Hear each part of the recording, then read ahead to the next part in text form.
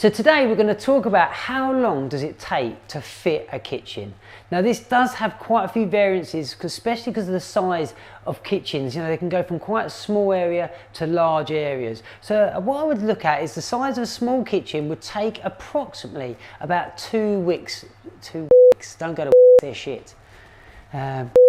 Crap. What for bathrooms and kitchens? Legendary. Right, okay, let's recap.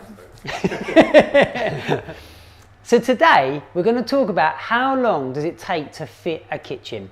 Now this has quite a few variances in it because although it's a small room, if you're having a small kitchen, there's still quite a lot of detail that has to go in and still a process behind the whole job. But for a small kitchen, I would estimate about a 2-week installation. This does depend on the actual quality of the worktop as well, because if you're having to get your worktops templated, sent away, come back and then fitted, that could add to that time scale. But on average, I'd say for a small kitchen, about a 2-week lead time. Now if you are having a much bigger project and you're having quite a large kitchen, then what I would say is you should be allowing around the 4 to 5 weeks for lead time for a big kitchen, because once again, still the same process but on a much larger scale. And obviously sometimes they can get quite intricate with the different types of woodwork, the different type of appliances that goes into a kitchen, and also you're having special lighting and all that sort of thing. So on a rough scale, small kitchen about a 2-week lead time. On a quite large kitchen, I would say a 4 to 5. So I hope that answers your question on how long it takes